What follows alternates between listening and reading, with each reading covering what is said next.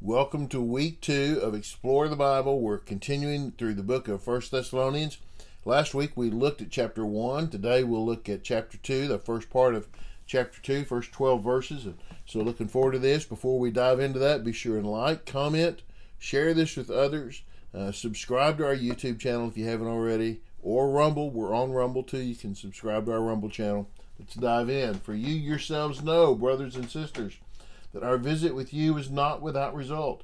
On the contrary, after we had previously suffered and were treated outrageously in Philippi, as you know, we were emboldened by our God to speak the gospel of God to you in spite of great opposition.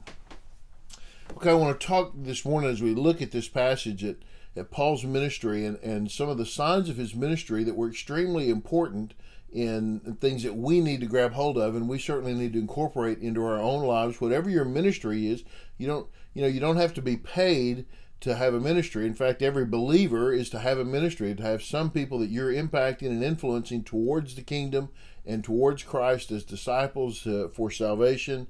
In all these ways, we all have a ministry. And Paul says, you know what happened with our ministry there. You know it. Paul didn't do things in silence, and he didn't do things where nothing could be seen. He did things out in the open. People knew him. They knew what he was doing. Everything was above board for him, right? He says, you know what it was, and you know the results that happened. You know that people got saved.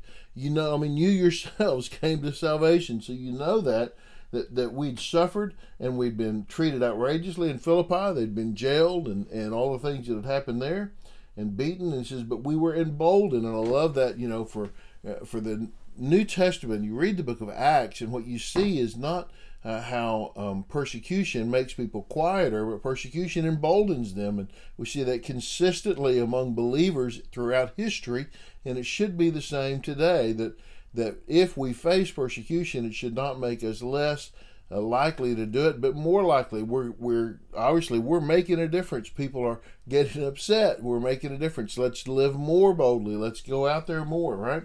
And even though we had great opposition, he says, you know it, right? You know what happened. We were emboldened to continue to speak because they went from Philippi to Thessaloniki to share the gospel. That's where Paul went. So, for our exhortation didn't come from error or impurity or an intent to deceive. Instead, just as we have been approved by God to be entrusted with the gospel, so we speak, not to please people, but rather God, who examines our hearts. Okay, he says, look, you know how we preached. And here are the things that we didn't do, right? We weren't wrong. We weren't in error in the things that we preached. We were preaching truth. And there was no impurity. We didn't have illicit motivations. We weren't trying to deceive people. We weren't trying to lead them astray. You know what we were doing, and there's no intent to deceive here. There's no desire to take people in a wrong path. You know what our message was and how we did it, right? He said, instead, we have been approved by God to be entrusted with the gospel. That for Paul, he was never seeking man's approval. He was only seeking God's approval. Said, so we speak not to please people, but rather God, who examines our hearts. When we do ministry, we need to make sure that ministry is in service to the Lord, and we're not doing it in service to our own ego. But we are serving God, not trying to make things better for us or make ourselves more popular or somehow more favorable, but that we want God to be exalted. So this is the baseline for our ministry. And that was certainly what Paul would say. You know what we did. We were entrusted with the gospel. We wanted to do it in a way that honored him because he was looking at our hearts. The Lord knew. The Lord knows now what your heart is. He knows what your motives are. For we never, he says, used flattering speech, as you know, or had greedy motives. We weren't trying to win people over by telling them how great they are and how wonderful they are and all of that. He says, and we weren't trying to get money from them. There was no greed there. Paul had no need for fame. He'd already been famous, and that was lacking, right? He was empty and without hope, but he was famous. He didn't want to be famous. In fact, you might say he was infamous, wasn't he? But what he wanted to do, he wanted to have a witness that honored the Lord. He says, as you know, he says, God is our witness, and we didn't seek glory from people, either from you or from others. You know that. And as people would come in behind Paul and try to lead the followers of Christ astray, they would speak ill of Paul. They would lay all kinds of false charges against him about what he was doing, why he was doing all of this. And Paul says, look, you see that phrase that gets repeated over and over. He has this relationship with him, and he's calling them back to, you were there. You watched me. You saw how I lived. Although, he says, we could have been a burden as Christ's apostles. Instead, we were gentle among you, as a nurse nurtures her own children. We cared so much for you that we were pleased to share with you not only the gospel of God, but also our own lives, because you had become dear to us. Okay, I love this as he talks about his ministry among them. He uses the metaphor of parents, and here the first half of that is as a nursing mother, right? As a mother, we were gentle among you. You know how gentle we were, how we cared for you. We were pleased to share with you our own lives. We didn't just come and just preach the gospel and then walk out. We gave ourselves. Paul invested his entire life in his ministry. Ministry was not just something that he did. This was who he was. He was a believer who was sharing his life, sharing the gospel, sharing it gently but clearly, right?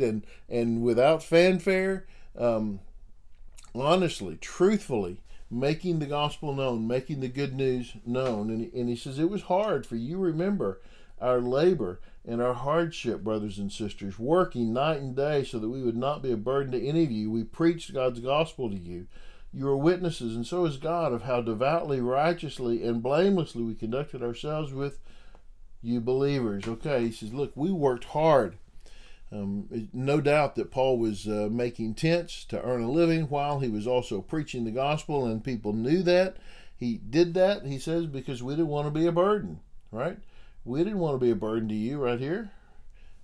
They were new believers. He didn't want anybody to be able to level a charge against him. He was not saying that you shouldn't pay a pastor or minister. He was saying that you didn't pay me. I didn't ask for money because I didn't want that to be a barrier to keep you from the gospel, to make you think there was something else afoot here. I wanted you to know that what I was doing for the sake of the kingdom and doing for your sake, right? I worked, labor again, and hardship. He's used those words before, right? Labor and hardship. When you see his great love for them, right? This is for your good. Working day and night because we didn't want to be a burden. You saw how we lived, right? How devoutly, righteously, and blamelessly. I love that, right? Devoutly, righteously, and blamelessly. They lived in front of them. You could tell that for Paul this was real, that it was genuine, that he was sincere, that he was not playing at this, he was giving all he had. Okay, then he goes to the Father, how the Father does. As you know, like a father, before a nursing mother, here like a father with his own children, we encouraged, comforted, and implored each of you to live worthy of God who calls you into his own kingdom and glory.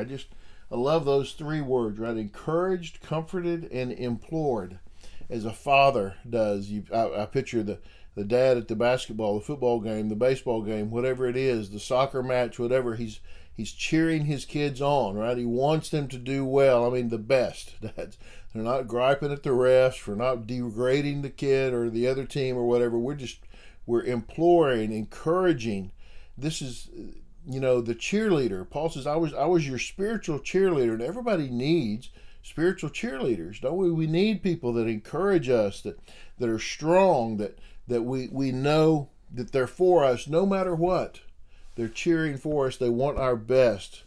We need a cheerleader. Sometimes we need a rock of Gibraltar, that solidness, right? Sometimes we need a drill sergeant to give us a kick when we need it.